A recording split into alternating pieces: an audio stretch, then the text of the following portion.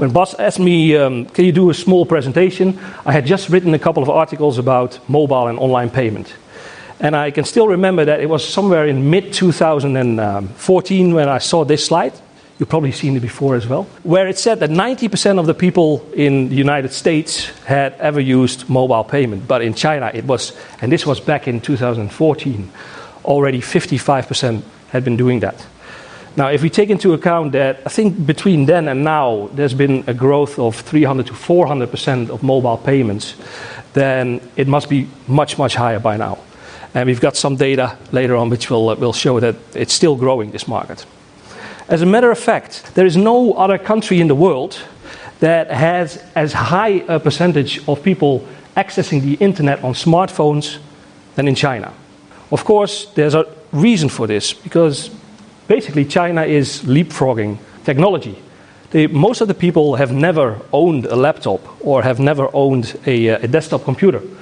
So now, combined with the fact that we have cheap but high-quality smartphones from local brands like Xiaomi, for instance, it's become possible for people that have never been able to access the internet to buy a smartphone for about €100 or maybe 800, 900 kwai, and go on the internet and go on social media and go to online shopping sites and buy stuff from different sites. This has caused the development you see in this chart, that if you look back about 4 years ago, there was only like 1.5% of the people were shopping online through a mobile phone. But this has increased to now it's about 50% of all online shopping takes place on mobile phones. And it's probably even going to be bigger than this, because as you might have heard the figures of Singles Day, the big 11/11 shopping festival that Alibaba invented. There was a total sales of 14.3 billion. I personally didn't find this so surprising, because it was already something like 9.5 billion last year. So if you count in the regular growth, which was 60% in this case, this is something that didn't totally blow me away. But if you look at the percentage of the people that were doing that through their smartphone, there's almost 70% of the total value of goods sold were sold through smartphones.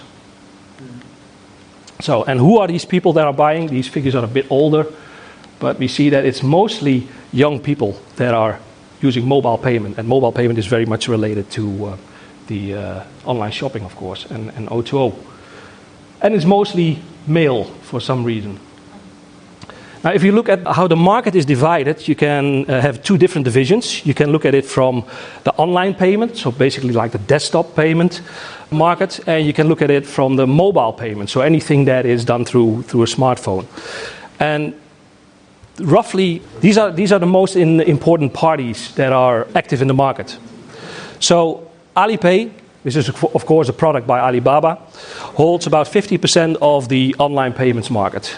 And in second place, we find Tenpay, which is of course by Tencent, which we all know from QQ and from WeChat. ChinaPay, which is a product by UnionPay for online payments specifically, is about 15%. Most of the other parties are relatively small. There's one I personally find quite interesting, which is Kuaichan. And that's interesting because it's owned by the Wanda Group. And the Wanda Group you might know as the conglomerate that has all of these big shopping malls around China.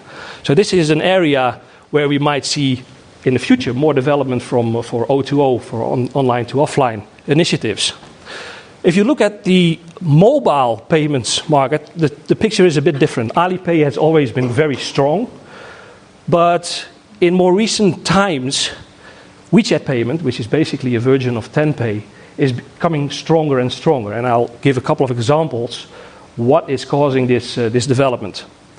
And as you can see here, most of the other parties are not that big. There's a lot. You have Baidu Wallet, and you have Xiaomi Wallet, and you have so many different payment forms. But it's basically those two boys that are fighting for the market space. As far as number of users is concerned, it's 400 million for Alipay, of which 80% are using the mobile payment wallet. And it's about 200 for WeChat, which is really, I think, a very big conquering of Tencent, because they've only been offering this for a couple of years, as we will see. Now, if you look more specifically at these two parties, like Tenpay or WeChat Wallet and Alipay, of course, we all know that WeChat has gone basically off the chart. There's 650 million users for WeChat worldwide. And I estimate that probably about 80 to 90% of this are people that are living in China. Tencent doesn't release any information about where they live, but most of them will still live in China. And the penetration of people with a smartphone is about 93% of everybody that has a smartphone is using WeChat. Now, there's a couple of things that happened, which are the reasons why people are using WeChat as a payment method. And there's now 200 million users for that. There's two very big marketing campaigns they had a couple of years ago. And the first one had to do with Hongbao. And as you probably all know, Hongbao, you put some money into a red envelope and you hand it out, especially during the festive seasons. And Tencent digitized this in WeChat, and they turned it into a bit of a game. So you could send people digital Hongbao. And what you could do is you could, for instance, select 5 or 6 people and say, I'm going to hand out like 100 or 200 kwai among these people. And the app would decide who would get which amount. So you might get 10, you might get 50, you might get 5. So it's a bit of a gamble. And it turns it into a very viral thing. That is one of the big reasons why there's so many users of Tenpay or WeChat Pay.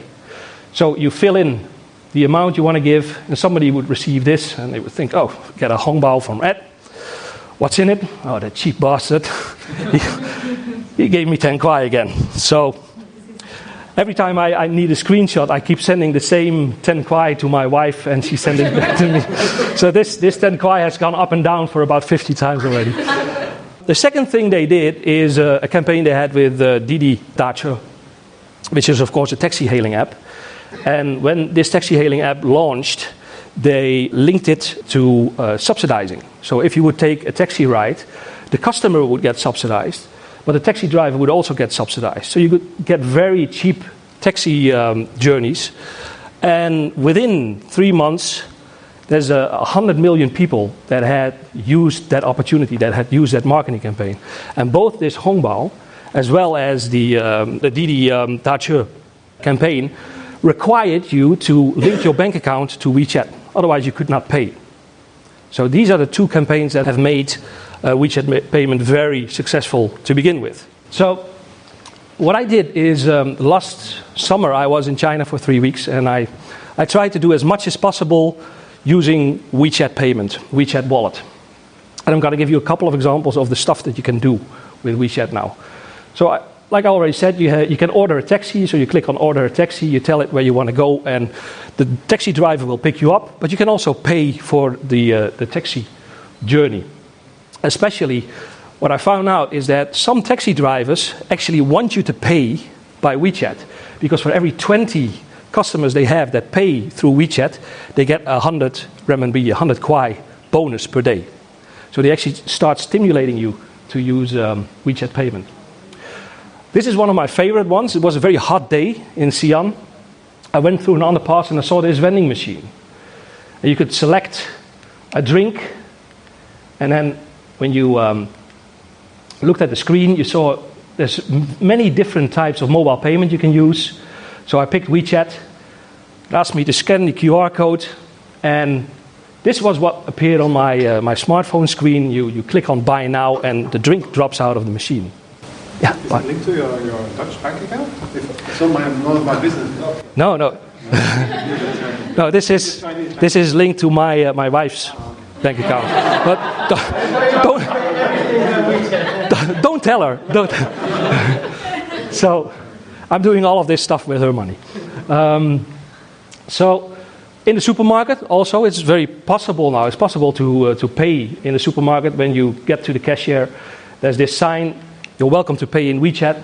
You click here on Quick Pay, and if you don't know how this works, there's this big sticker on the counter, on the terminal, that gives you instructions on how to do that. And this thing will appear on your screen.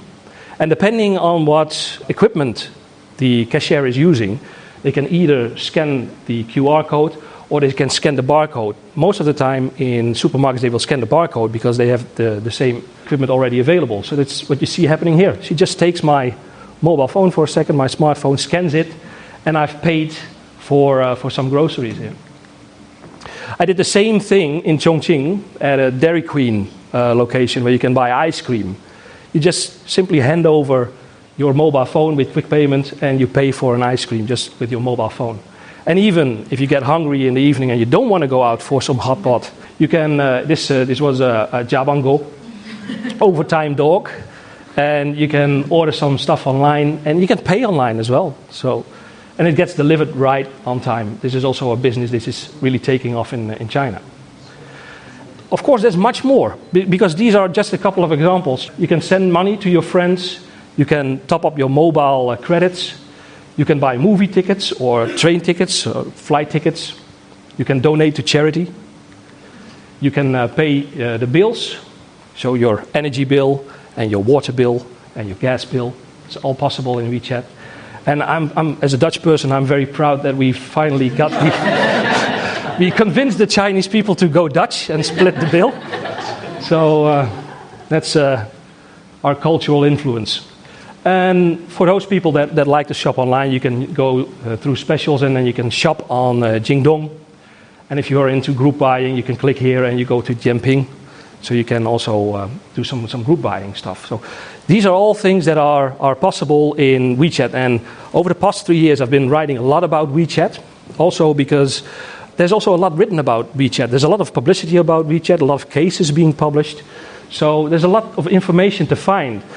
And it's much less for Alipay. Alipay, what I'm going to do is instead of me explaining so I can have a bit of a break and have a breather, I'm going to show you a short video which Alibaba used to promote the app and to explain it, because I think it's a very good summary of how this works.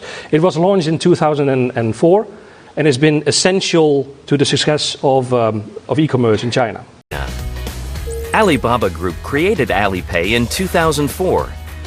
At the time, we noticed that buyers on Taobao Marketplace were unwilling to make payments before receiving and checking their purchases. Sellers were unwilling to ship products until they were assured that payment was coming. This lack of trust posed a serious challenge to the development of online shopping. That issue, the need to create trust among buyers and sellers, was the inspiration for Alipay. Alipay provides payment and escrow services for transactions on Alibaba Group platforms, including Taobao Marketplace, Tmall, and many third parties in China. Teresa Lee is a young professional who works for Alibaba and regularly uses Alipay. She will show how the escrow payment works. I shop quite a lot on Taobao, and today I want to buy a computer lab desk so I can sit on the couch at home and work. At checkout, there are several options to pay for purchases. For example, the Alipay account balance, bank transfer, or credit card. I choose to pay via bank transfer, and I just click here, type my password, confirm, and it's done. When my lab desk arrives, I'll need to check this product. It looks great to me. Now I'll just need to log onto my Alipay account to inform the system that I'm happy with my purchase so that they can release the money to the seller. Alipay also releases the funds if the buyer fails to object within a specified time period. Sellers are willing to do business because they're confident they will receive their payment. I'm quite sure that without Alipay, e-commerce would never have taken off as it has in China in the last 10 years because of the trust issue. There's just a lot of distrust between sellers and buyers. Now, another reason why I've not written a lot yet about Alipay is because there never was an English version, just like you had with WeChat. Now there is. But I was delighted when they released version 9.2, or maybe it was even 9.0 already, that there was actually finally an interface, because my Chinese is not yet that good, and it might never be. So what you'll see if you compare this, I won't go through all of it, but basically everything that you can do in WeChat, you can also do in Alipay, and more. There's even more possibilities within this payment. And there's a lot of integration, of course, with all of the Alibaba platforms. What they also do is they stimulate you to do investments in crowdfunding or in money funds. So you'll also find that in the Alipay app. But the most interesting thing I found about this new version of Alipay is this. The first thing I thought when I saw it, does this look familiar? Yeah? And Moments was already sort of very much like Picasa. But this is just like a straight copy from Moments. And the functionality, they call it Living in the English version, is basically just a straight copy from Moments. And what they also do, you've got all of the same stuff in it. You can send each other lucky money, and it even has Snapchat functionality. So you can now, within Alipay, send each other messages which will, when you open them, destroy themselves in a few seconds. So this is, of course, is something that Alibaba has tried before. Alibaba has been very successful, but they've never been very successful in creating a mobile community, a mobile social network. Does anybody remember this one? Yeah? Remember this? Yeah? Yes. Yeah? You know what it was? Yeah? It's an application developed by Alibaba. They plan to compete with WeChat. Yeah. No, this was, I think, 2 years ago, Lai Wang, it's called. And Jack Ma even sort of forced all of his staff to sign up 100 friends. That's difficult. Otherwise, they would not get a specific end-of-the-year bonus as a way to try and create this new social network again. And they're now trying by sort of doing the reverse of what WeChat did. WeChat started a social network, and then they integrated payment. And what Alibaba is now doing, they have a mobile payment app, and they try to integrate social networking. I was very curious how many people would actually use this. So I asked my wife to send out a message to her friends on Moments, of course, and asked them how many of them were using this. She got 30 replies. How many people do you think are using this? 3. No one. Yeah, no one, 0. So, which doesn't mean that it cannot grow because they've got big budgets, but it's just so difficult to start a new network like a social network like this and make it successful. Also, they've so far been keeping it a bit quiet, I think. So those are the two main apps, Alipay and WeChat Payment. I'll close off with some of the most recent developments we've seen in the last 2 weeks. First, there's been the news that WeChat will be offering the possibility to use WeChat payment, and you're probably going to talk about that more. Yeah? So I won't say too much about it. Alibaba has a cooperation with, I think it's called Wirecard, a German company, to also enable people to use Alipay in Europe. Of course, China is expecting Apple Pay, and it's going to be interesting to see if they have any chance of success, while you already have two very strong parties in China. Besides that, Apple Pay uses NFC, which is a different technology than most of the other mobile payment apps are using. And this was this morning. UnionPay is also developing a new mobile payment app where you can sort of swipe your telephone for mobile payment. This wraps up my story about online and mobile payment. I hope that you learned a couple of new things at least. You can scan the QR code if you want to receive more information, or drop me your Mingpian, and I'll sign you up for a mailing list, which unfortunately is only in Dutch so far. And well, later on you can also ask questions during the Q&A.